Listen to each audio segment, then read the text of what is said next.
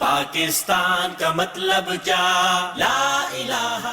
अस्सलाम वालेकुम नाज़रीन इकराम, अमन आफ़ियत और दीनो दुनिया में तरक्की और कामयाबी की बहुत सी दुआओं के साथ मैं हूं आपका मेज़बान यूसुफ सिराज। प्रोग्राम है पैगाम पाकिस्तान। हमारे साथ तशरीफ़ फरमा है जनाब डॉक्टर मोहम्मद हम्माद लखवी हाफ़िज़हुल्लाह ताला।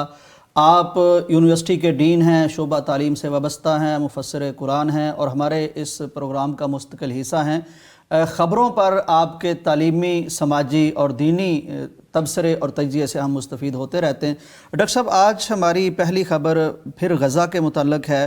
ज़ाहिर है वो ट्रंप के आने के बाद और जिस तरह वहाँ हालात में डेवलपमेंट हो रही है, शुमाली गज़ा में लोग बड़ी खुशी से दाखिल हुए, लेकिन दुनिया को तशवीश महसूस हुई, मशरिक़ वस्ता को और इर्द गिर्द के उनके जो ममालिक हैं उनको। ट्रंप ने कहा कि ये बहुत मिसमार हो गया है, तबाही बहुत ज़्यादा है, तो अब यहाँ से नकल मकानी करवा दी जाए फ़लस्तीनियों को और वो चले जाएँ को उर्दन में या मिस्र में। इस तरह की बातें उन्होंने की। तो इस हवाले से हम आपका तजिया भी लेते हैं। इस वक्त हमारे साथ नाजरीन मौजूद हैं जनाब मंसूर जाफ़र साहब, अल अरबिया उर्दू को हेड करते हैं, माहिर उमूर मशरिक़ वस्ता हैं, बड़ा डीपली यहाँ के हालात को आप जानते हैं, सहाफ़त से मुतल्लक़ हैं, मशहूर शख्सियत हैं। बात करते हैं। अस्सलाम वालेकुम मंसूर जाफ़र साहब। अलैकुम अस्सलाम जी। मंसूर जाफ़र साहब, फरमाइए, आप तो बड़ा गौर से इन चीज़ों को देखते हैं, अरबी से मुतल्लक़ हैं, तो ट्रंप की का ये जो बयान है इसकी क्या अहमियत है, इसके जवाब में क्या कहा गया है, क्या इसके कुछ असरात होंगे, ये कोई नया मंसूबा है या पहले भी ऐसी बातें हो चुकी हैं, इसके क्या असरात होंगे? जी बहुत शुक्रिया जी।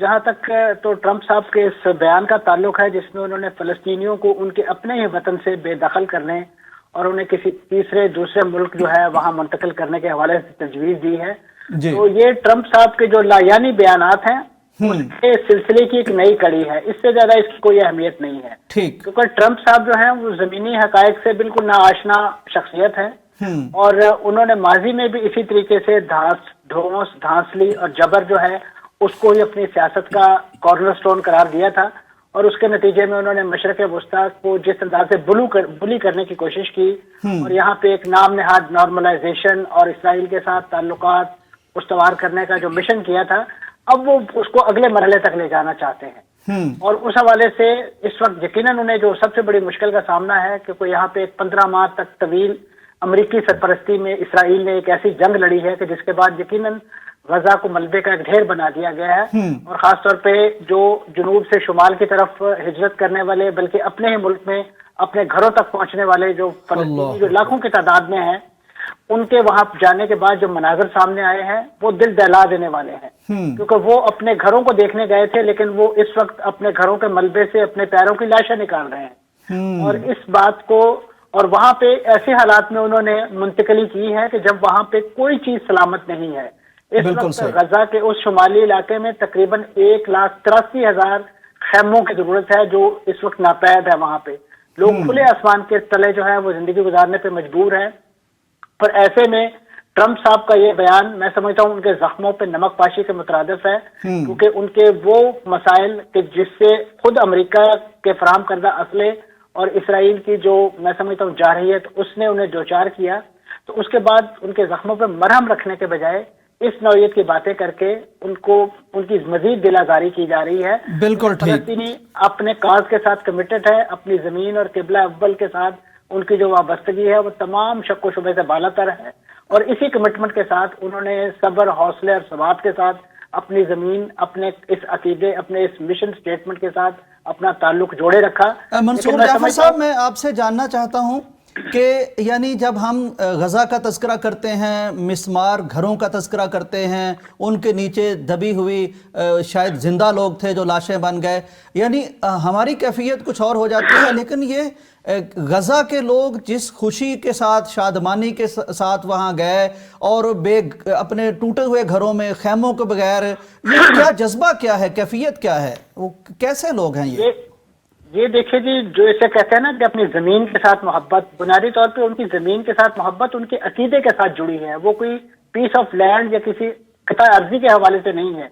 वो इसे एक समझते हैं कि ये हमारा एक बेस कैंप है جہاں سے ہم نے قبلہ اول کی یہودی قبضے سے آزادی کی جدوجہد لڑی ہے. تو اسی کمٹمنٹ کے ساتھ آپ دیکھیے کہ وہ غزہ میں شمال سے جنوب کی طرف بے گھر ہوئے، منتقل ہوئے، اور وہ اسی غزہ کی پٹی کا حصہ ہے. لیکن شمال کے رہنے والے جو ہیں وہ اب جیسے ہی انہیں سیز فائر کا اعلان کا انہوں نے سنا تو اگلے ہی لمحے جوک در جوک جو ہے وہ اپنے ان گھروں کی طرف لپک پڑے، جس کا انہیں کچھ پتہ نہیں تھا وہ کس حالت میں ہے، ان کے وہاں زندہ رہ جانے والے لوگ موجود بھی ہیں یا نہیں ہیں. آپ نے دیکھا کہ ٹی وی اسکرین پر دنیا نے وہ مناظر دیکھے کہ کیسے غزہ کی ساحل کی پٹی کے ساتھ تقریباً 12 کلومیٹر لمبی جو سڑک ہے جو شارع رشید ہے وہ کس طریقے سے انسانی سروں کے ساتھ بھری ہوئی دکھائی دے رہی تھی، اور جس میں ہر بچہ، ہر خاتون، ہر بزرگ جو ہے وہ اپنے پاس جو بھی زیادہ رہا تھا وہ اپنے سر پہ، اپنے کندھوں پہ اٹھائے اپنے ان گھروں کی طرف چلتا ہوا دکھائی دیا. تو ایسی کمٹمنٹ والی قوم کو آپ ان کے ملک سے نکال سکتے ہیں؟ میں سمجھتا ہوں یہ دیوانے کی بڑھ ہے، اور یہ کوئی پہلی بار نہیں ہے کہ ٹرمپ جیسے ناعاقبت اندیش جو صدر ہیں وہ اس نوعیت کی باتیں کر رہے ہیں.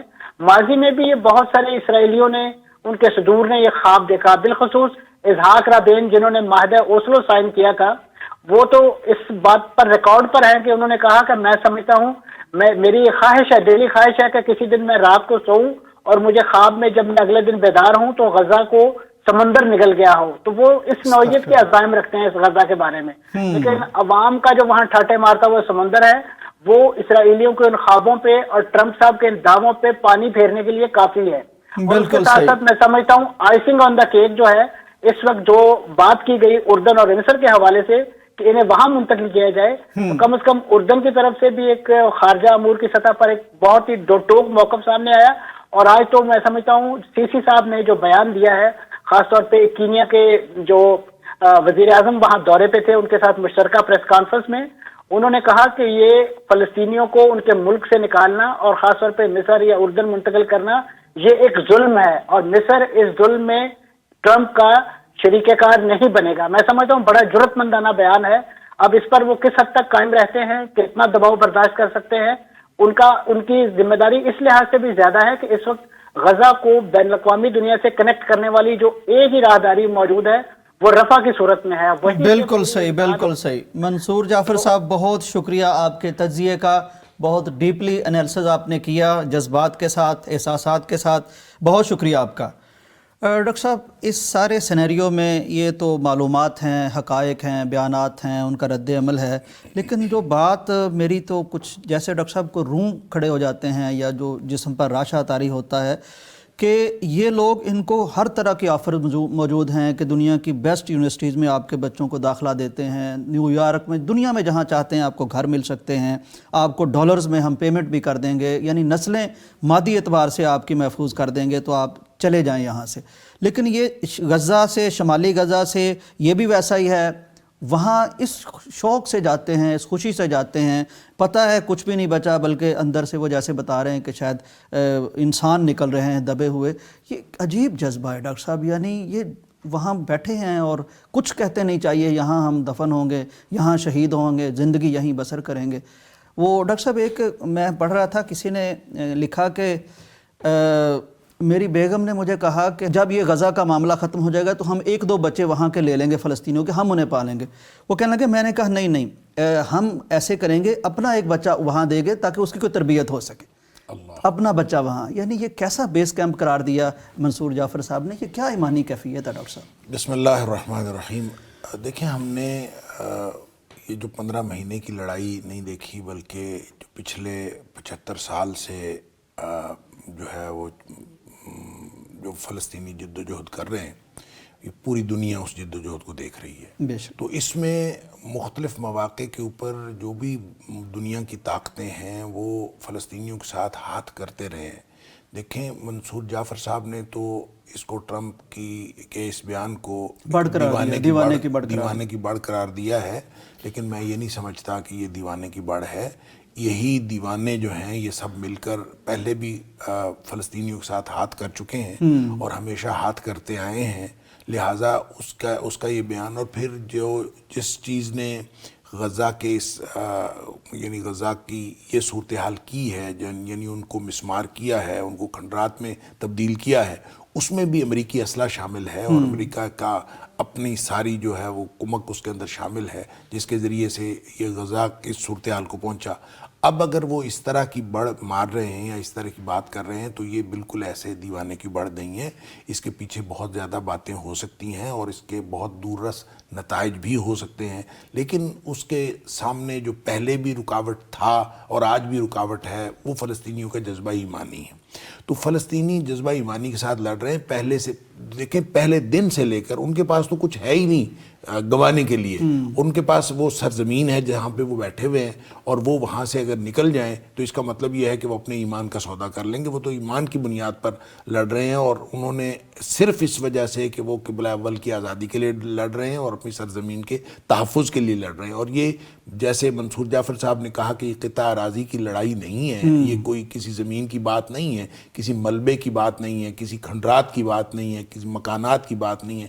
یہ بات اصل میں ایمان کی ہے اور وہ لوگ ایمان کی وجہ سے. اور میں نے پہلے بھی کئی دفعہ یہ بات یہاں ذکر کی ہے کہ دیکھیں فلسطینی جس جذبے کے ساتھ لڑ رہے ہیں, بہت کئی سال پہلے ایک فلسطینی آیا تھا اور میں یہ بہت دفعہ یہ بات دہرا چکا ہوں کہ وہ اس نے تقریر کی, ہم نے اس کی گفتگو سنی اور اس دوران اس نے یہ کہا کہ اگر ایک یہودی کے بدلے میں اگر 9 فلسطینی جو ہیں وہ شہید ہو جائیں ایک یہودی کے بدلے میں تو ہم جنگ جیت رہے ہیں. لیکن اس نے کہا کہ اس وقت صورتحال یہ ہے کہ ہم ایک یہودی کے بدلے میں 6 فلسطینی شہید ہو رہے ہیں, لہٰذا جنگ تو ہم جیت رہے ہیں, ہمارے تو 9 بھی شہید ہوں. دیکھیں وہ شہید ہو کے جنگ جیت رہے ہیں اور وہ اپنی شہادتیں پیش کر کے جنگ جیت رہے ہیں. ان کا یہ جذبہ ہے. وہ کوئی زندہ رہنے کے لیے یا کسی مراعات لینے کے لیے مراعات لینے کے لیے, آپ نے ڈالرز کی بات کی اور آپ نے یہ بات کی کہ دنیا میں اس کو مادی بہت ساری مراعات ان کو مل سکتی ہیں, ان کا جذبہ ہی یہ نہیں ہے. وہ اس زندگی سے وہ پیار ہی اتنا کرتے ہیں جتنا وہ اللہ کو راضی کرنے کے لیے جو ان کو چاہیے, وہ اتنی زندگی چاہتے ہیں جتنی اللہ کو راضی کرنے کے لیے چاہیے, اور اس وقت وہ موت چاہتے ہیں جو اللہ کو راضی کرنے کے لیے چاہیے.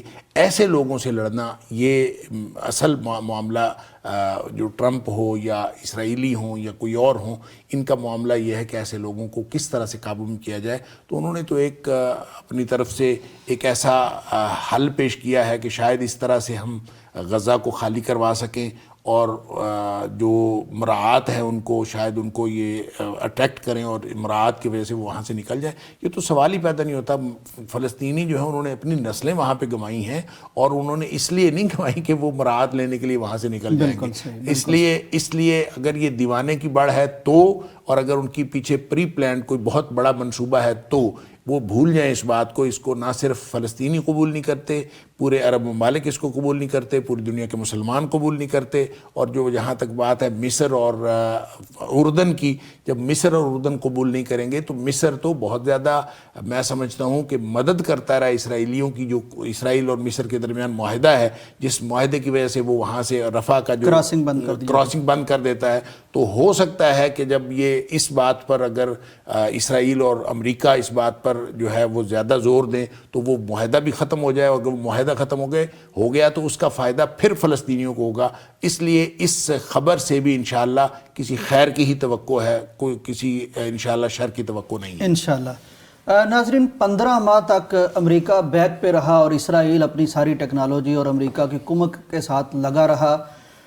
وہ ان کو زیر نہیں کر سکا, اپنے یرغمالی ڈھونڈ نہیں سکا, اور دنیا کی ٹیکنالوجی لگا دی گئی ہے, گوگل سارا کچھ بہت کچھ لگایا گیا لیکن نہیں ڈھونڈ سکے, نہ انہیں ختم کیا گیا. یہ واپس آ گئے. تو یہ زندہ بھی اس سرزمین کے لیے ہیں, یہ شہادت بھی اسی سرزمین کے لیے دے رہے ہیں. یہ پوری امت کے فرنٹ پہ کھڑے ہوئے لوگ ہیں. ان کی زندگی کا اور موت کا مقصد ایک ہی ہے, ان سے کوئی خالی نہیں کرا سکتا. 15 ماہ کی جنگ میں نہیں کرا سکے تو اب بھی نہیں کرا سکیں گے انشاءاللہ. لیکن سوال باقی امت مسلمان سے ہے کہ ایسے موقع پر ہمارا کیا کردار ہے, یہ ہمیں سوچنا چاہیے. بریک کا وقت ہے, واپس آتے ہیں. پچھلے دنوں ایک بل پاس ہو گیا, سینٹ سے بھی ہو گیا, قومی اسمبلی سے بھی ہو گیا. اس کو پیکا ایکٹ کا نام دیا گیا ہے, prevention of electronic crimes act 2025. اس پہ حکومت کا کہنا یہ ہے کہ ہم بہت سی چیزیں ہیں جن کو سوشل میڈیا پر ریگولیٹ کرنا چاہتے ہیں. فیک نیوز کا معاملہ ہے, پھر حد تک کہ عزت کا معاملہ ہے, پھر مختلف اداروں پر بات کرنے کا معاملہ ہے. تو یہ شہری لوگوں کی زندگیوں میں خلل ڈالنا, کل عدم تنظیموں کے سربراہوں کے بیانات نشر کرنا, چیئرمین سینٹ, اسپیکر قومی اسمبلی, یا صوبائی اسمبلی کے حذف شدہ الفاظ کو نشر کرنا، یعنی وہ جو ایک آزادی تھی سوشل میڈیا کی، اس کو کنٹرول کرنا، ریگولیٹ کرنا اور حقوق لوگوں کے رکھنا، بچانا. لیکن ہماری جو جرنلسٹ کمیونٹی ہے وہ اس کو کالا قانون قرار دے رہی ہے اور اس پر احتجاج کر رہی ہے. تو ہمارے ساتھ اس وقت موجود ہیں میاں طاہر، سینئر جرنلسٹ ہیں، نیوز ڈائریکٹر ہیں. ہم ان سے جاننے کی کوشش کرتے ہیں کہ آخر یہ مسائل تو ہمیں نظر آ رہے ہیں، تو آخر ہماری صحافت کو اور ہماری صحافی برادری کو اس پر کیا ریزرویشن کیا ہیں، ان کے تحفظات کیا ہیں، وہ کیا سمجھتے ہیں. میاں صاحب السلام علیکم. جی وعلیکم السلام. میاں صاحب، بڑی دیر سے بڑے سارے مسائل سوشل میڈیا سے پیدا ہو رہے تھے، مختلف لوگوں کو فیک نیوز بھی چل رہی تھی، مرضی کی باتیں بھی ہو رہی تھیں، اور یہ فحاشی کی بات بھی اس میں کی گئی ہے. تو یہ سارا کچھ تو ہو رہا تھا. تو اب صحافی کہتے ہیں یہ کالا قانون ہے، حکومت کہتی ہم تو بڑا اچھا کام کرنے جا رہے ہیں. آخر کیوں آپ کو لگتا ہے یا ہماری صحافی برادری کو لگتا ہے کہ یہ کالا قانون ہے؟ اچھا، پہلے تو یہ سمجھ لیا جائے کہ جو فارمل میڈیا ہے، جس سے ہم الیکٹرانک میڈیا یا اخبارات کہتے ہیں جی، وہ اپنی جگہ پہ ان کی برتھ ہے. میں بھی ابھی اسی میں ہی کام کر رہا ہوں. لیکن یہ کہ وقت کے ساتھ چیزیں بدلتی ہیں. جیسے پہلے ہم اخبارات میں کام کرتے تھے تو پھر الیکٹرانک میڈیا آ گیا تو ہم اس میں آ گئے. اب اس سے اگلی سٹیج آ گئی ہے، اگلا فیز آ گیا ہے. تو اس وقت ایک ڈکٹیٹر تھا، مشرف تھا، اس کے باوجود وہ جو بھی ایک اس کو ریولوشن کہیں یا کچھ کہیں وہ ہو گیا. اب یہ کیا آخر اتنا بڑا مسئلہ بن گیا ہے کہ آپ سوشل میڈیا کو ایکسپٹ کرنے کو تیار نہیں ہیں، اس کو میڈیا ماننے کو تیار نہیں. سب سے پہلی بات تو یہ ہے، اصل میں نیت یہاں پہ خراب ہے کہ آپ اپنی جو اس کو سوشل میڈیا کو ماننے کو تیار. ریگولیٹ کرنے سے کون روکتا ہے؟ ریگولیٹ ہم پہلے بھی ہیں، ہم تو پیمرا سے ریگولیٹ ہیں. اور اس میں آپ کو میں یہ بتا دوں کہ یہاں پہ ہمارے ساتھ جو الیکٹرانک میڈیا ہے ہاؤسز ہیں یا جو ہمارے جو جتنے بھی میڈیا ہاؤسز ہیں ان کے ساتھ یہ دو قسم کی زیادتی کر رہے ہیں ایٹ اے ٹائم. یہ والا قانون بھی ہم پہ لاگو ہوگا، پیکا بھی، اور پیمرا کی جو ساری ریگولیشن ہے اور قوانین ہے وہ بھی لاگو. یعنی کہ ہم ایٹ اے ٹائم دو دفعہ ریگولیٹ ہو رہے ہیں. پیمرا جو ہے وہ ہماری جو ڈیجیٹل پلیٹ فارم ہے اس کو ریگولیٹ کر رہا ہے. یہ بہت کم لوگوں کو پتا ہے. بلکہ جب یہ ریگولیشن ان کی شروع ہوئی تھی تو اس وقت بھی ہمارے ایون میڈیا ہاؤسز میں لوگوں کو نہیں پتا تھا کہ انہوں نے بڑی خاموشی کے ساتھ، جو یہ ان کی 13 ماہ کی پہلی حکومت تھی جب عمران خان کے خلاف یہ ووٹ آف کانفیڈنس کے بعد اقتدار میں آئے تھے، تو انہوں نے بڑی خاموشی کے ساتھ انہوں نے پیمرا میں ایکٹ میں ترمیم کر دی. اور اس کے مطابق یہ ہماری جتنی ڈیجیٹل پلیٹ فارمز ہیں ان کو یہ ریگولیٹ کر رہے ہیں. ہمیں ایکولی نوٹس آتے ہیں پیمرا کے جس طرح سے ہمیں ٹی وی پہ نوٹس آتے ہیں. تو یہ کیسے ہو سکتا ہے کہ ایک میڈیا جو ہے، ایک میڈیا ہاؤس جو ہے وہ دو جگہوں سے ریگولیٹ، دو جگہوں. طاہر صاحب، یہ بڑا اہم آپ نے پوائنٹ بیان کیا ہے. اب مجھے یہ تھوڑا سا سمجھائیے کہ آخر اگر پہلے پیمرا کے تھرو آپ ریگولیٹ ہو رہے تھے، آپ کو نوٹسز آ رہے تھے، تو وہ کون سا کام ہے جو نہیں ہو رہا تھا جس کے لیے اب پیکا ایکٹ لانچ کیا گیا؟ جی میں اب آگے آتا ہوں نا. ایک تو یہ ہے، ایک یہ پوائنٹ ہے کہ یہ ہم دو دفعہ ریگولیٹ ہو رہے ہیں، دو قوانین ہم پہ اپلائی کر رہے ہیں. ٹھیک. دوسرا آ گیا کہ اس میں انہیں کیا ایسا ایشو تھا کہ جس کی طرف یہ آگے ہیں. یہ اس میں تو ظاہر ہے ہمارے ساتھ باقی جو انڈیپینڈنٹ یا اپنے طور پہ انڈیویجول جو جرنلسٹ ہیں وہ بھی آ جائیں گے. دیکھیں اس میں ایشو سب سے بڑا یہ ہے کہ جو آپ کو اعتراض ہے، مطلب حکومت کو اعتراض یہ ہے کہ جی یہ حد تک عزت ہوتی ہے، فالس نیوز ہوتی ہے، فیک نیوز ہوتی ہے. ٹھیک ہے جی، مان لیا اس بات کو. یہ بالکل اس کو ایڈریس ہونا چاہیے. یہ عمران خان کے دور میں جب پیکا آیا تھا تو اس وقت یہ ساری چیزیں کے سامنے آئی تھی. اس میں ہم نے بیٹھ کے ان سب کو فالس اور فیک نیوز کی ڈیفینیشنز بنا کے دی تھی اور سارے متفق ہوئے. گورنمنٹ متفق ہوئی تھی، سارے فریق متفق تھے. وہ ڈیفینیشن اب غائب ہے اس میں سے. یہ جو نیا قانون آیا ہے، بھئی آپ نے فالس نیوز، فیک نیوز اور اس میں مسٹیک بھی ڈال دی. دیکھیں آپ بھی بیٹھے ہوئے ہیں جہاں پہ اس میں کوئی انسانی غلطی کا امکان تو رہتا ہے. بالکل صحیح. بندے سے کوئی غلطی سے کوئی چیز آن ایئر ہو جائے تو وہ بھی اسی میں فال کرے. اچھا، دوسری بات، فالس، فیک اینڈ مسٹیک یہ دونوں برابر ہیں. اگر کوئی بندہ جو ہے وہ پورنوگرافی کا مرتکب ہوتا ہے اس پہ سوشل میڈیا پہ، اگر وہ چائلڈ ابیوز کو فروغ دے رہا ہے تو وہ بھی, اور ہیٹ سپیچ کر رہا ہے, یعنی کہ یہ برابر ہے جرم. ایک مسٹیک آر ایکول, یہ جو میں نے پہلے جو بڑے جرم بتائے ہیں یہ ان کے برابر ہیں اس قانون کے مطابق. بالکل یہ صحیح. بھی نان بیلیبل ہے, وہ بھی نان بیلیبل. ٹھیک ہے جی. پھر انہوں نے کہا کہ ہمیں ڈیفینیشن کر کے دیں جی کہ حد کی عزت کی. ہم نے کہا, بلکہ پورے میڈیا ہاؤسز نے کہا کہ بھئی آپ اس طرح کریں کہ سپریم کورٹ نے ایک کوڈ آف کنڈکٹ ہمارا منسوخ کیا ہے, اس پہ بڑی بحث ہوئی. اس کے بعد انہوں نے جرنلسٹ کا کوڈ آف کنڈکٹ جو ہے اس کی باقاعدہ سپریم کورٹ نے منظوری دی. آپ اس طرح کریں کہ ہماری ڈیفینیشن وہاں سے اٹھا لیں, حد تک کہ عزت کی ڈیفینیشن وہاں ہوئی ہے, وہ وہاں سے اٹھا لیں, ہمیں کوئی اعتراض نہیں. یہ مان گئے. پی بی اے کے ساتھ, ایون جو ہمارے مالکان ہیں ان کے ساتھ یہ مان گئے. اب اس قانون میں موجود ہی نہیں ہے. بالکل ٹھیک ہے, بالکل ٹھیک ہے. یعنی ایک تو اس میں ایک بے پناہ قسم کا خوف یعنی طاری کر دیا گیا ہے. اصل میں شاید سوال مر جائے گا. فیک نیوز کا تو پتہ نہیں, وہ تو اور بھی بڑے سارے قانون تھے. یعنی ڈبل قانون لانچ کر دیا گیا, 2 دفعہ آپ کو مورد الزام ٹھہرا دیا گیا, جواب دہ ٹھہرا دیا گیا, اور بے شمار اس طرح کی باتیں. بہت شکریہ آپ کے اس وقت کا. ڈاکٹر صاحب, اس پہ ایک اور سوال, یہ ساری باتیں تو آپ نے سن لی کہ اب اس میں جو عدالتیں بننی ہیں, ٹریبونل بننے ہیں, وہ بھی الگ سے بننے ہیں. یعنی ایک پیرالل پورا نظام ہے اور اس کو دیکھنے والے بھی حکومت ہی میں سے ہیں. تو یعنی لگتا یوں ہے کہ سنوائی نہیں ہوگی. جس پہ غصہ آ گیا ہے, جو پکڑا گیا ہے, اب اس کے ساتھ جو کرنا ہے کوئی اس کے لیے راستہ نظر نہیں آتا.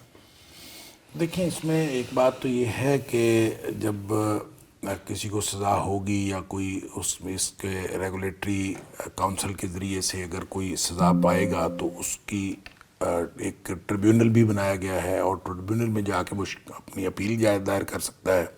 پھر اگر اس کو ٹریبیونل سے بھی ریمیڈی نہیں ملتی تو پھر وہ جا کے سپریم کورٹ میں بھی جا سکتا ہے. یہ راستہ تو ایک ہے, ایسا نہیں ہے کہ اس کو راستہ نہیں دیا گیا. لیکن اصل بات وہ ہے جو میاں صاحب کہہ رہے تھے کہ اس کی جو تفصیلات ہیں, جس چیز کو جرم قرار دیا گیا ہے وہ غلطی سے بھی ہو سکتا ہے, وہ بالکل ایک معمولی چیز بھی ہو سکتی ہے, یا انڈرسٹینڈنگ کا بھی ہو سکتا ہے, اور بالکل انڈرسٹینڈنگ کی بات بھی ہو سکتی ہے کہ کسی شخص نے وہ اس کو جرم سمجھا ہی نہیں اور اس نے اس کو پوسٹ کر دیا تو اس کو بھی وہی سزا ہے. اور جس نے باقاعدہ طے کر کے کوئی سنسنی پھیلانے کے لیے اس نے فیک نیوز یا فالس نیوز جو ہے وہ اپلوڈ کی, اس کی سزا بھی وہی ہے. ایک غلطی کرنے والا, اس کی سزا بھی وہی ہے. تو یہ تو اس کو اگر اس طرح سے ہو تو پھر واقعتاً اس کو کالا قانون کہنا چاہیے. اور اگر دیکھیں جرائم کی الگ الگ کیٹیگریز ہوں اور پھر ان کی سزا بھی الگ الگ ہو تو پھر تو اس کا مواخذہ بنتا ہے, پھر یہ بات سمجھ میں بھی آتی ہے.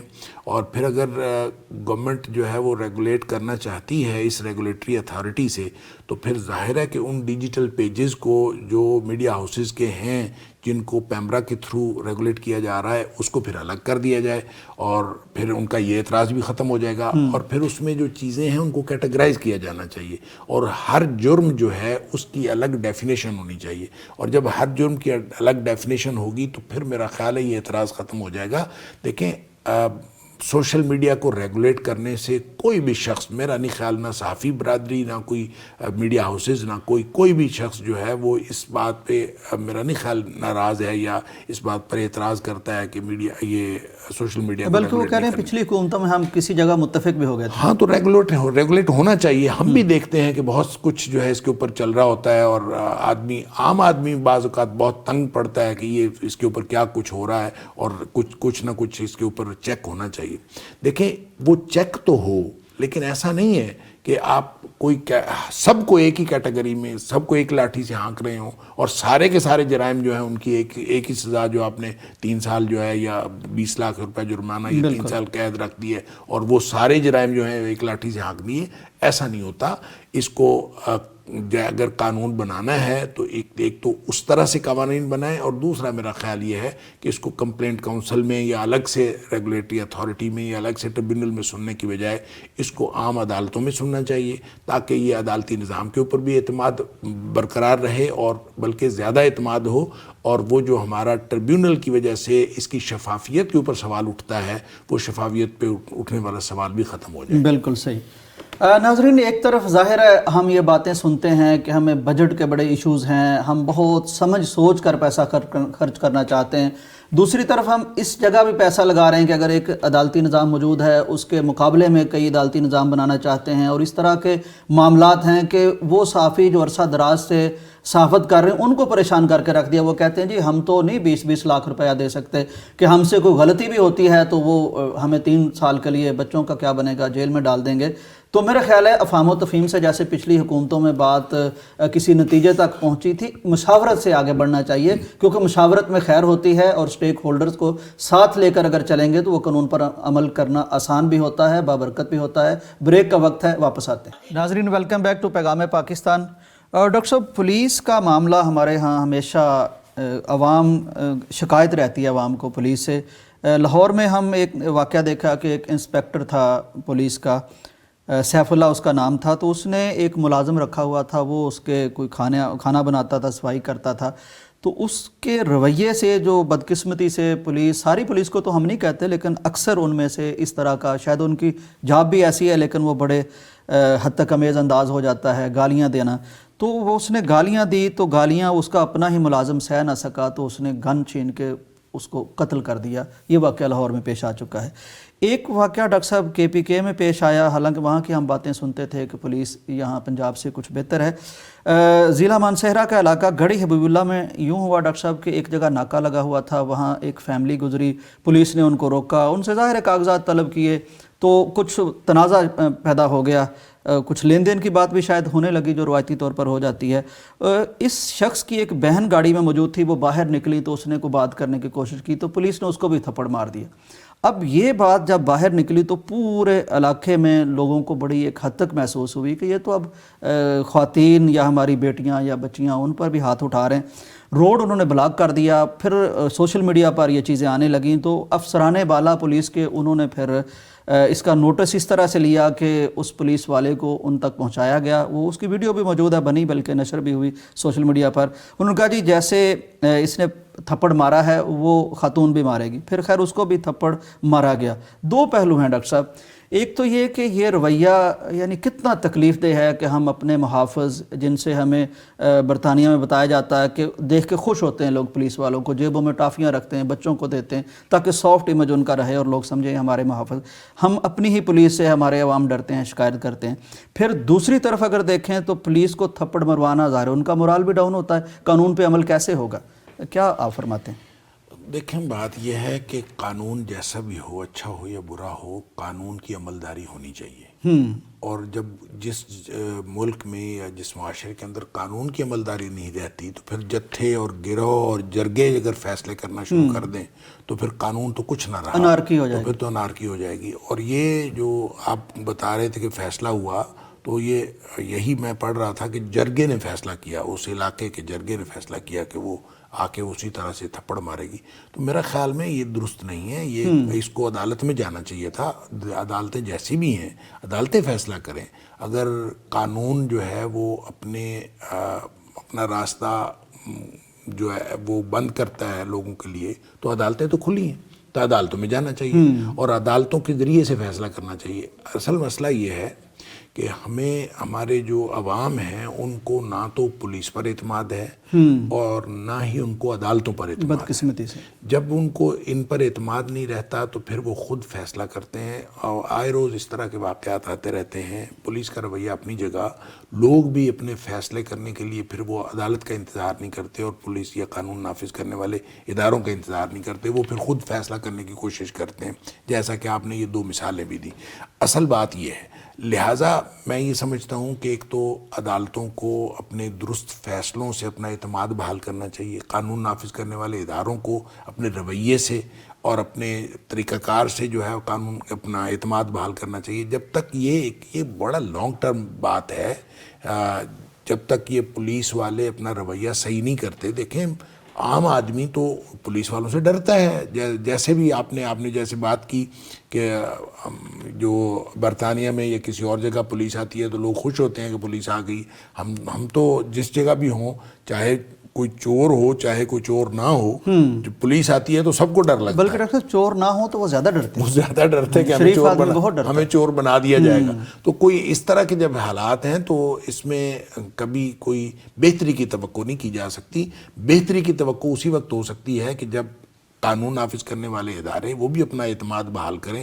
پولیس کا رویہ دیکھیں، آئے روز ویڈیوز چلتی ہیں کہ کسی نے کسی کو گالیاں دی ہیں، کسی نے پولیس والے نے کسی عورت کو مارا ہے، کسی بوڑھی ضعیف خاتون کو مارا ہے، کسی آدمی کو مارا، تو خیر مردوں کو مارنا تو یہ روز کا کام ہے، تو عورتوں کو مارنے کی بھی ویڈیوز آتی ہیں۔ تو یہ اگر اس طرح کے واقعات ہوتے رہیں گے اور اس طرح کی ویڈیوز چلتی رہیں گی تو پھر عوام کا جو سینٹیمنٹ ہے وہ تو یہی ہوگا کہ ہم خود اس کا فیصلہ کریں اور خود اس کا بدلہ لیں۔ تو اس طرح سے اگر یہ سینٹیمنٹ باقی رہے گا تو پھر یہ ریاست جو ہے وہ انارکی کا شکار ہوتی ہے، معاشرہ انارکی کا شکار ہوتا ہے۔ یہ قطعاً درست نہیں ہے۔ قانون نافذ کرنے والے اداروں کو اپنا کام کرنے دیں، عدالتوں کو اپنا کام کرنے دیں، اور عدالتوں کو اور قانون نافذ کرنے والے اداروں کو بھی چاہیے کہ عوام کا اعتماد بحال کریں۔ بالکل تینوں اپنی اپنی جگہ اپنا کردار ادا کریں گے تو معاملہ بہتر ہوگا۔ ایسے نہیں ہوگا کہ کوئی ایک تو اپنا معاملہ بہتر کرے، ایک تو اپنا رویہ ٹھیک کرے اور باقی دو رویہ ٹھیک نہ کریں، تو پھر بھی اعتماد کی کوئی صورتحال پیدا نہیں۔ بالکل صحیح۔ ملک ایسے نہیں چلتا، قوم کا، ملک کا، سب کا نقصان ہے، اداروں کا بھی۔ ڈاکٹر صاحب، اسلام کا ہم دعویٰ کرتے ہیں اور ہمارا ایمان بھی ہے اور ہم کہتے بھی ہیں کہ اسلام دنیا کے لیے ایک بہترین ضابطہ ہے زندگی گزارنے کا، انفرادی طور پر، اجتماعی طور پر، لیکن دوسری طرف ایسے اذہان بھی ہیں جو اسلام کے متعلق شکوک پیدا کرتے رہتے ہیں، طرح طرح کے اعتراضات کرتے رہتے ہیں۔ تو انہی اعتراضات میں پچھلے دنوں سوشل میڈیا پر بہت زیادہ یعنی علماء کرام یا سوشل میڈیا پر دین کی تڑپ رکھنے والے وہ یہ بات کرتے پائے گئے۔ اعتراض یہ کیا گیا کہ اسلام تو کہتا ہے کہ میں انسانیت کا بڑا خیر خواہ ہوں، لیکن اس نے شراب کو حرام کر دیا، جوئے کو حرام کر دیا، ہر چیز پر پابندی لگا دی، لیکن غلاموں پر پابندی نہیں لگائی۔ غلاموں کے بارے میں جو بھی باتیں کی گئیں، لیکن جیسے انہوں نے کہا تھا آج کے بعد سود حرام ہے، ایسے ہی ایک اعلان ہو جاتا کہ آج کے بعد غلامی حرام ہے۔ تو یہ تو بہت بعد میں ابراہیم لنکن نے بات کی یا جدید دنیا نے پھر اس کو جب پابندی لگی تو پھر جا کے مسلمانوں نے پابندی لگائی۔ تو یہ وہ کہتے ہیں کہ اسلام خیر خواہ انسانوں کا اس معاملے میں یہاں ہمیں نظر نہیں آتی۔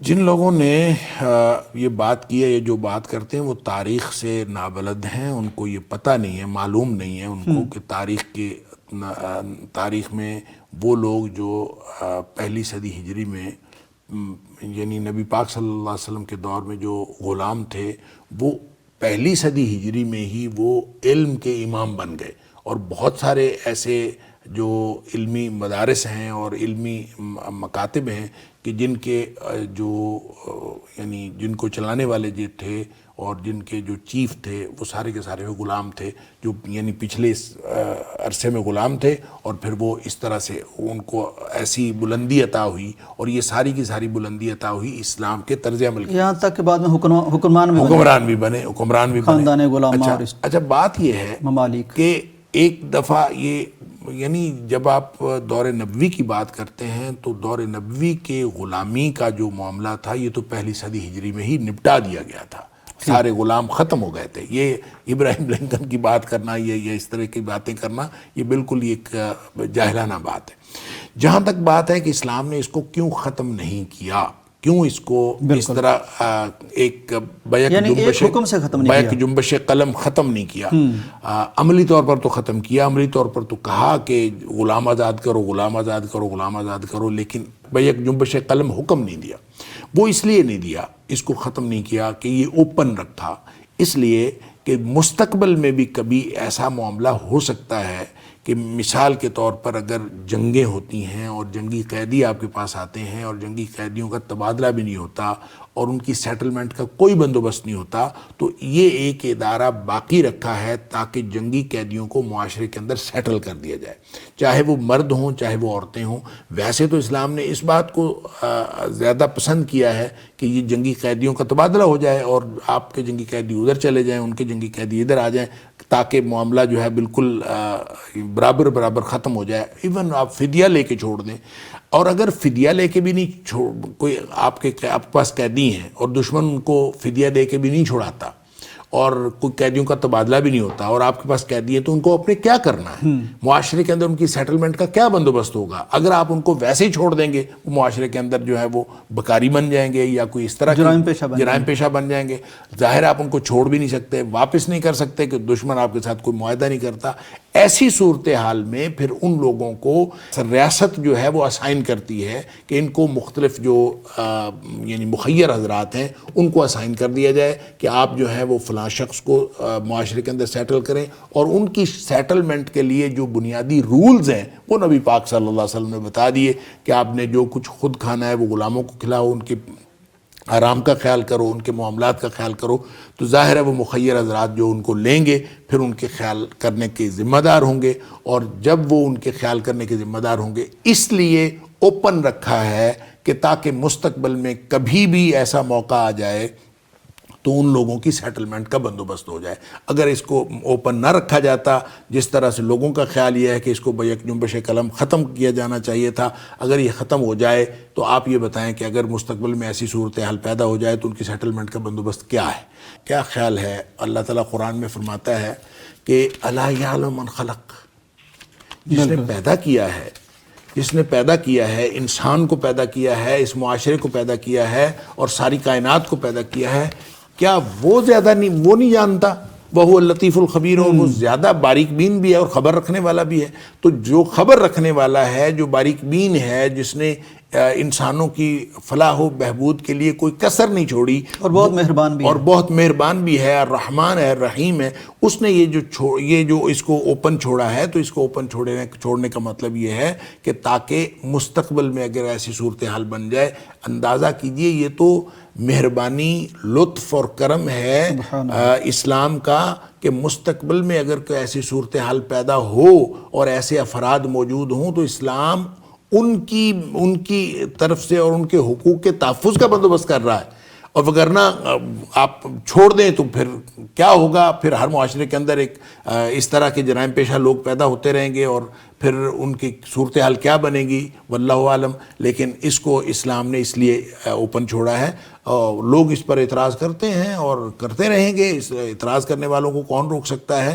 لیکن اسلام نے جس قدر شاندار تعلیمات دی ہیں, جس طرح شاندار طور پر عمل کیا اور عملی طور پر غلامی کا خاتمہ کیا, اسی شاندار طریقے سے اس کو جو باقی رکھا ہے وہ مستقبل میں آنے والے جو بھی حالات ہیں, ان حالات میں ان لوگوں کی جو قیدیوں کا تبادلہ نہ ہونے کی صورت میں کسی بھی جگہ مسلمانوں کے قبضے میں آئیں گے تو ان کے حقوق کا خیال رکھا ہے. اس پر تو مغرب کو اور اعتراض کرنے والوں کو تو خوش ہونا چاہیے کہ اسلام ان لوگوں کے حقوق کا بھی خیال کرتا ہے کہ جو ابھی پیدا نہیں ہوئے, جو ابھی موجود نہیں ہیں. ایسی صورتحال پیدا ہونے کا صرف امکان ہے, اور اس امکانی صورتحال کی وجہ سے اسلام نے ان کے حقوق کے تحفظ کا خیال رکھا ہے. بالکل صحیح ڈاکٹر صاحب, آپ کی اس پوری توضیح سے میرے سامنے وہ شعر آ گیا, نعتیہ شعر ہے کہ اب آپ ان کے لیے بھی رحمت ہیں جو زمانے ابھی نہیں آئے. سبحان اللہ. یعنی کیا دور, ظاہر ہے قیامت تک کے لیے اسلام ہے, تو ان کا کام تو ڈاکٹر صاحب اعتراض کرنا ہے, حالانکہ یہ نہیں دیکھتے کہ اسلام کے غلام کیسے ہیں, اور ان کے غلام جن کی منڈیاں لگتی ہیں اور جن کو بیچاروں کو بحری بیڑوں پر رکھ کے جانوروں کی طرح لے جایا جاتا تھا اور ان کے کوئی حقوق نہیں ہوتے تھے, تو ان کو کیا اعتراض کرنے یعنی کی ضرورت وہ ہے؟ اعتراض کر رہے ہیں جنہوں نے 1920 تک عورت کو رائے دینے کا اختیار حق ہی نہیں دیا تھا, وہ لوگ جو ہیں وہ اعتراض کرتے ہیں اسلام پر جس نے 1400 سال پہلے. اور ڈاکٹر صاحب, ان کے پارلیمنٹ میں یہ بحث ہوتی تھی کہ آیا عورت پورا انسان بھی ہے کہ نہیں, وہ انسان ہے کہ نہیں ہے. آیا ہے اس نے جانا ہے, اور جب بھی کوئی ہمارا قریبی عزیز جاتا ہے یہ بات ہمیں یاد بھی آتی ہے, ہم اس کا تذکرہ بھی کرتے ہیں. وہ آپ کے حوالے سے خبر ایک میں آج سن رہا تھا ڈاکٹر صاحب کہ آپ کے خالو جو بڑی ایک معروف شخصیت تھے اوکاڑا کی, حکیم ظفر اللہ قمر لکھوی صاحب, وہ ضلعی امن کمیٹی کے ممبر بھی تھے اور جامعہ محمدیہ اوکاڑا دفتر کے ناظم بھی تھے, وہاں کی بڑی ایک ویل نون پرسنالٹی, اور آپ کے وفات پا گئے ہیں. تو اللہ تعالیٰ ان کی مغفرت فرمائے. اور ناظرین سے بھی میں کہوں گا کہ ضرور دعا کیا کیجئے, کیونکہ آج ہم کسی کے لیے دعا کریں گے تو کل ہمارے لیے بھی انشاءاللہ اللہ بندوبست فرما دے گا. تو ڈاکٹر صاحب, آپ اس حوالے سے کیا تعزیت کی؟ دو باتیں میں کہا کرتا ہوں کہ جنازوں کے اوپر بھی میں یہ بات کرتا ہوں کہ جب ہم جنازہ پڑھتے ہیں تو دو مقاصد ہوتے ہیں. ایک تو یہ کہ ہم خلوص کے ساتھ دعا کریں, بالکل, تو لہٰذا جب بھی کوئی فوت ہوتا ہے تو اس کے ساتھ اس کے لیے خلوص کے ساتھ دعا کریں، اور خلوص کا مطلب یہ ہوتا ہے کہ آپ ویسی دعا کریں جیسی دعا کی ضرورت آپ کو اپنی موت کے وقت ہوگی، اللہ، ویسی دعا کریں۔ اور اسی طرح دوسرا مقصد یہ ہے کہ نبی پاک صلی اللہ علیہ وسلم فرمایا کفا بالموت واعظہ، کہ نصیحت کے لیے کسی کی موت، عزیز کی موت دیکھ لینا کافی ہے۔ تو جب کوئی فوت ہوتا ہے تو آپ نصیحت حاصل کریں، اور اگر نصیحت حاصل کی ہے تو اس کا مطلب یہ ہے کہ حقوق اللہ اور حقوق العباد میں سے کوئی بھی چیز اگر آپ کے ذمے ہے تو اس کی فوراً ادائیگی کا بندوبست کریں، تاکہ مرتے وقت پچھتاوا نہ ہو، اور اپنی موت کی تیاری کریں۔ تو اللہ تعالیٰ حکیم ظفر اللہ قمر صاحب کی مغفرت فرمائے اور ان کے درجات بلند فرمائے۔ اللہم اغفر لہ وارحمہ وارفع درجتہ فی المہدیین وخلفہ فی عقبہ فی الغابرین واغفر لہ ولنا یا رب العالمین وافسح لہ فی قبرہ ونور لہ فی، اللہم اجعل قبرہ روضۃ من ریاض الجنہ۔ اللہ تعالیٰ رحمتیں فرمائے ان کے اوپر، اللہ تعالیٰ ان کے درجات بلند فرمائے، اور ہمیں بھی اپنے موت کی تیاری کرنی چاہیے۔ اللہ تعالیٰ ہم سب پر رحمتیں نازل فرمائے۔ بالکل صحیح۔ ناظرین، بڑی خوبصورت بات ڈاکٹر صاحب نے فرمائی کہ سوچنا چاہیے جنازے میں جاتے ہوئے یا دعا کرتے ہوئے کہ اگر اس چارپائی پر میں لیٹا ہوتا تو مجھے کس طرح کی دعائیں چاہیے تھیں، کس طرح کی توجہ اور خلوص درکار تھا، اسی طرح اگر ہم دعائیں کریں تو انشاءاللہ تعالیٰ یہ جنازے بڑے خوبصورت اور بڑے برکت والے اور بڑی مغفرت بھرے بن سکتے ہیں۔ ڈاکٹر صاحب، معاملہ یہ ہے کہ کسان بیچارہ بہت رل جاتا ہے۔ یہ میں جب بھی ان کے بارے میں سوچتا ہوں، غور کرتا ہوں، سب سے زیادہ محنت بیچارہ یہ کرتا ہے، راتوں کو جاگتا ہے، زمین کاشت کرتا ہے، بہت کچھ کرتا ہے۔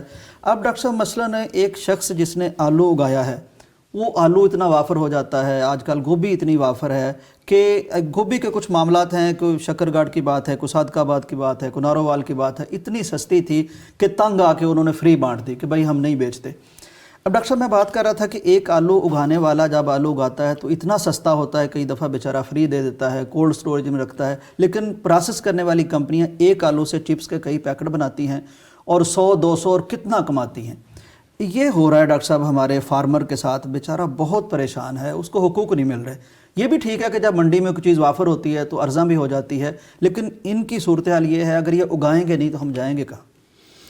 دیکھیں، یہ تو ان کے حقوق کا تحفظ کرنا یہ تو ریاست کی ذمہ داری ہے۔ ریاست کو چاہیے کہ وہ بنیادی جو بیسک جس کو کہتے ہیں بنیادی قیمت مقرر کریں، اور جو بھی جنس وہ پیدا کرتے ہیں، کسان کا کام تو گرو کرنا ہے نا، جب گرو کرتا ہے تو اس کی بنیادی آپ تو گوبھی کی بات کر رہے ہیں، یہ تو بالکل ایک یعنی ان اجناس میں سے ہے جن کو بہت کم کاشت کیا جاتا ہے۔ آپ گندم کے گرور کو دیکھ لیں، ہم پروگرام بھی کرتے رہے، گندم کا گرور جو ہے وہ رل گیا بیچارہ، اور گنے کا کاشتکار بیچارہ وہ پریشان رہتا ہے، گنے کا کاشتکار وہ پریشان ہے، یعنی جو بڑی فصلیں ہیں ان کے کاشتکار بھی پریشان رہتے ہیں۔ تو اس کا مطلب ہے پاکستان کے اندر کوئی منصوبہ بندی ایسی نہیں ہے کہ کسان کے حقوق کا تحفظ کیا جائے۔ حالانکہ پوری دنیا میں سب سے زیادہ مراعات جس کو دی جاتی ہیں وہ کسان ہی ہوتا ہے، اور یعنی لوگ تو مثال دیتے ہیں ہمارے پڑوسی ملک کی، میں یہ کہتا ہوں پڑوسی ملک کی نہیں، پوری دنیا کی مثال آپ لے لیں، جہاں کہیں بھی جائیں کسانوں کو بہت تحفظ دیا جاتا ہے، کسانوں کو سبسڈیز دی جاتی ہیں، کسانوں کو مراعات دی جاتی ہیں، کسانوں کو ارزاں نرخوں کے اوپر مشینری دی جاتی ہے، ہر چیز اس کو فراہم کی جاتی ہے، اس لیے کہ اس نے زمین سے پیداوار اگا کے اس نے لوگوں کی خوراک کا بندوبست کرنا ہوتا ہے۔ اس لیے ان کو جو بھی ہوں، تھوڑے ہوں یا زیادہ ہوں، اور پاکستان ایک زرعی ملک ہے اور پاکستان کا انحصار بھی زراعت کے اوپر ہے، اس کے باوجود ان کے کسانوں کا بیچاروں کا کوئی پرسان حال نہیں ہے۔ تو چاہے پنجاب گورنمنٹ ہو اور چاہے وفاقی گورنمنٹ ہو، ہم تو ان سے استدعا کر سکتے ہیں کہ کوئی ایسی قانون سازی کریں اور ایسا کوئی میکانزم بنائیں کہ یہ کسان بیچارے اس طرح سے گوبھی ہو یا آلو ہو اس کو سڑکوں پہ پھینکتے نہ پھریں اور لوگوں کو جو ہے وہ فری تقسیم نہ کرتے پھریں۔ اس احتجاج، یہ تو اس نے احتجاجن کیا نا، کہ اس نے کہا میں 2 روپے کلو کیا بیچوں گا، تو اس نے احتجاجن جو ہے اس نے فری تقسیم کر دی، اور یہ ایک جگہ نہیں ہوا، یہ متعدد جگہوں پہ ہوا۔ تو وہ بیچارے کیا کریں جب اس کی انہوں نے محنت کی ہے اور محنت کر کے انہوں نے ایک فصل اگائی ہے اور اس کی قیمتیں نہیں لگ رہی، تو یہ قانون سازی کر کے ان کے اور میکانزم بنا کے ان کے جو بھی کوئی چیز وہ اگاتے ہیں ان کے حقوق کا جب تک خیال نہیں رکھا جائے گا تو ملک کیسے ترقی کرے گا؟ ملک تو ترقی کرتا ہے، یہ ملک ترقی کرنے کے لیے فیکٹرز یہی ہیں نا۔ ان سب کو اگر آپ وہ جو گرو کر رہے ہیں وہ ایک بہت بڑا سرمایہ ہے ملک کا، اور اس سرمایہ کو اگر اس طرح سے ہم ضائع ہوتا دیکھیں گے تو پھر ملک کیسے ترقی کر سکتا ہے. پنجاب گورنمنٹ کو بھی اور وفاقی گورنمنٹ کو بھی اس کے اندر خصوصی دلچسپی لے کے کسانوں کے حقوق کا خیال رکھنا چاہیے. بالکل صحیح. ڈاکٹر صاحب وہ مجھے یاد آ گیا، بیچارے بڑے لطیف طریقے سے احتجاج کرتے رہتے ہیں، ہمارے کسان بھی بڑے اچھے. حالانکہ آپ نے بات کی ہمارے پڑوسی ملک کی، تو وہاں اتنی مراعات ہیں کہ ہم ذکر کریں تو حیران رہ جائیں. اس کے باوجود وہاں خودکشیاں کر رہے ہوتے ہیں، لیکن ہمارے بیچارے اتنا کچھ سہ کے بھی وہ، آپ نے سنا ہی ہوگا کہ وہ جب آواز دیتا کہ چودھری صاحب وہ آپ نے کپاس بیجی تھی تو کیا بچا، تو کہنے لگے کہ سارے خرچے نکال کے آپ نے یہ جو مجھے چودھری کہا یہی بچا. تو پھر ایسا وقت بھی ڈاکٹر صاحب آتا ہے کہ بیچارے تنگ آ کے فصل کھڑی وہ ٹریکٹر سے ہل چلا دیتے ہیں کہ یار کیا کاٹیں کہاں بیچیں. تو اللہ کرے جی بالکل اس پہ غور کریں، یہ بہت بنیادی لوگ ہیں، بڑی محنت کرتے ہیں. ڈاکٹر صاحب اللہ کا شکر ہے کہ جہاں پاکستان میں اس طرح کی خبریں ہیں تو اچھی خبریں بھی مل جاتی ہیں اور ان کا ہم تذکرہ کرتے ہیں. یہ جو آصف علی زرداری صاحب نے ایک آصف نامی شخص کو ستارہ امتیاز دیا ہے، یہ ڈاکٹر صاحب اسلام آباد میں ایوان صدر میں ان کی ایک مجلس منعقد ہوئی ہے، تقریب، جس میں آصف نامی شخص جو پاکستانی، اور پچھلے سال میں آپ کو یاد ہے ڈاکٹر صاحب کہ وہاں کوئی گرمی کا معاملہ تھا یا کچھ غیر قانونی حج کے موقع پر غیر قانونی حجاج آ گئے تھے، کچھ مسئلہ بنا تھا اور کافی اموات ہو گئی تھی، کچھ 1400 کے قریب یا کم و بیش. سعودی حکومت نے بعد میں اس کا فگر بھی جاری کر دیا تھا. تو یہ ایسا شخص تھا ڈاکٹر صاحب، اس نے ایک ٹیم بنائی 5 رکنی، اور یہ جو متاثرہ لوگ تھے ان کی جانیں بچانی شروع کر دی. ان میں انڈین میں تھے، برطانوی بھی تھے، پاکستانی بھی تھے. 26 عازمین حج میں سے 17 بھارتی تھے. کندھوں پر اٹھا کے ہسپتالوں میں پہنچایا. اتنی ان کی خدمات تھیں کہ باقاعدہ ریکارڈ کی گئیں، مانیٹر کی گئیں، اور اب ان کو ستارہ امتیاز دیا گیا. بہت اچھی بات ہے. جو بھی خدمت سر انجام دے ان کو اسی طرح سے اس کو کریڈٹ دینا چاہیے، اور یہ تو ایوارڈ کی بات ہے. میں کہتا ہوں کہ ان کو ویسے بھی پرسنلی کوئی ایسا نوازنا چاہیے کہ تاکہ وہ بہتر خدمت کرنے کی پوزیشن میں ہوں.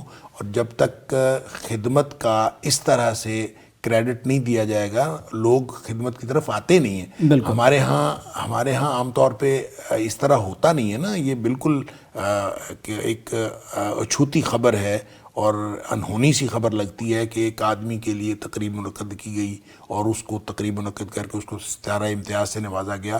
ستارہ امتیاز بھی بہت بڑا اعزاز ہے، لیکن اس اعزاز کے ساتھ کوئی اس کو مادی مراعات بھی دی جانی چاہیے تاکہ اس کو پورا بدلہ اس بات کا ملے اور لوگوں کو اس بات سے انسپریشن ہو کہ تاکہ آئندہ بھی لوگ جو ہے وہ خدمت کے کام میں آگے سے آگے بڑھ سکیں. اصل میں پاکستان کے اندر تو حالات اللہ تعالیٰ معاف کرے اس طرح کے ہوئے ہیں کہ کوئی شخص ڈوب رہا ہو تو کوئی تصویر بنانے کے لیے یا ویڈیو بنانے کے لیے تو کھڑا ہو جاتا ہے، کوئی اس کی جو ہے نا مدد کرنے کے لیے نہیں کھڑا ہوتا. تو سب کو یہ چاہیے کہ مدد کے لیے، لوگوں کی خدمت کے لیے زندگی گزاریں، اور اچھے لوگ وہی ہوتے ہیں جو لوگوں کے کام. بالکل صحیح. ڈاکٹر صاحب پروگرام کا وقت ختم ہو گیا، آپ کا بہت شکریہ. ناظرین یہ بہت ضروری ہے خیر کو اپریشیٹ کرنا. نبی صلی اللہ علیہ وسلم کا فرمان بھی ہے جو لوگوں کا شکریہ ادا نہیں کرتا وہ اللہ کا شکریہ بھی ادا نہیں کر سکتا. تو خیر کو بڑھانے کے لیے خیر کو اپریشیٹ کرنا چاہیے. اجازت دیجیے، اللہ حافظ. پاکستان کا مطلب کیا؟ لا الہ الا اللہ. پاکستان کا مطلب کیا؟ لا الہ الا اللہ.